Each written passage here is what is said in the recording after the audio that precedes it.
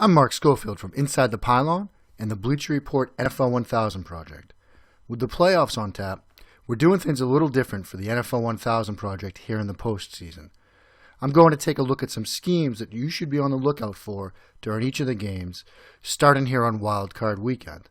The games kick off with a matchup that NFL executives have been dreaming about: Connor Cook versus Brock Osweiler. While that might not be exactly the case, the meeting between the Raiders and the Texans is an intriguing matchup between two talented rosters that do face questions at the quarterback spot.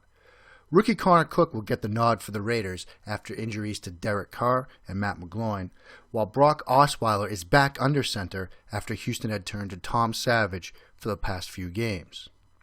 When the Raiders have the football, look for them to try and get Amari Cooper involved in the passing game. The second-year player from Alabama saw his numbers slow over the back half of the season, but he is a very talented route runner and a threat every time he attacks the secondary. He is very dangerous on the corner route, and that pass pattern has set the Raiders up with some big plays on or off of that route design. On the flip side, the Texans use a trio of tight ends, Ryan Griffin, C.J. Fedorowicz, and rookie Steven Anderson, as well as slot receiver Keith Mumphrey, to attack the middle of the field. That opens up the sidelines in the vertical passing game for rookie Will Fuller and the dangerous DeAndre Hopkins. We're going to start by looking at Cooper and the corner route design. I'm cheating a little bit here and showing you first a play from last season in a game against the Baltimore Ravens as an example of just a perfect, almost flawless corner route. As you can see, Cooper is split to the left. He has a defensive back in press coverage right over him. The route's drawn in. You can see he runs a corner route. He'll start to the inside. He gets an inside release.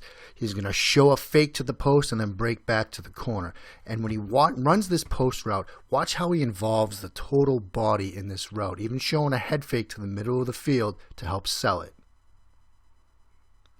Gets the inside release. Right there's the head fake. That gets the corner to come underneath. He breaks out to the outside on the corner, and he's gone. You can look at that again. Gets the inside release. Here's the look. The corner ducks underneath, and that gives Cooper the separation to the corner. This is from Week 16 against the Indianapolis Colts. It's basically the same route structure.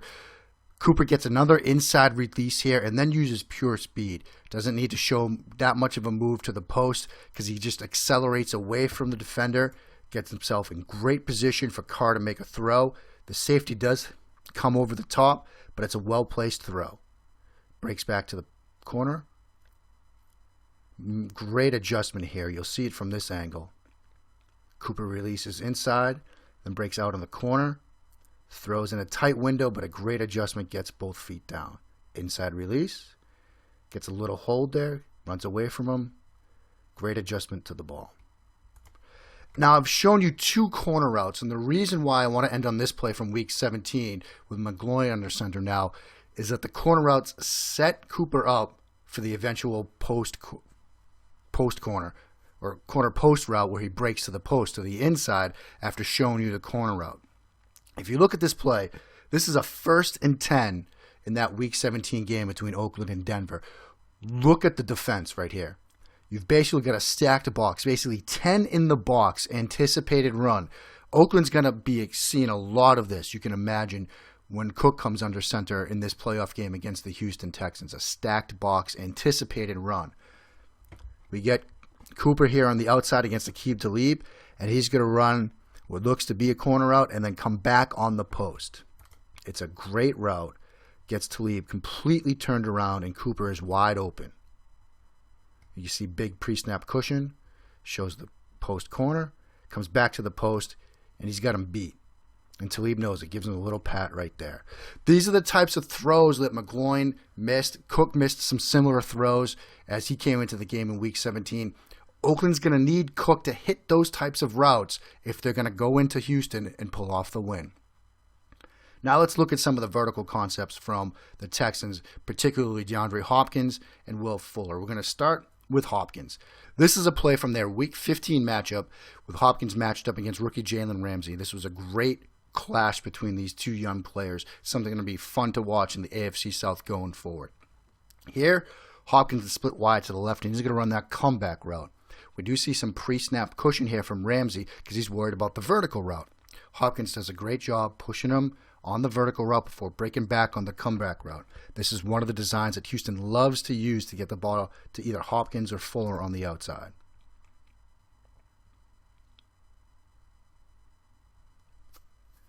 Pushes him vertically. As he breaks, Ramsey gets turned around, can't close down in time. And the reason why Ramsey's worried about routes like that is because Houston loves to get Hopkins involved in the vertical passing game. Similar to what we were just talking about with the Raiders, they've missed this play and plays like this, particularly to Hopkins this year. This is an example from Week 5 against the Minnesota Vikings where Osweiler has Hopkins with separation on a vertical route and they just can't connect. They're going to need to connect on plays like this if they're going to not only win their wildcard game, but make some noise here in the playoffs. You've got cornerback in press alignment. He uses the left arm to get a jam. Hopkins works right off of it and accelerates away. He's open.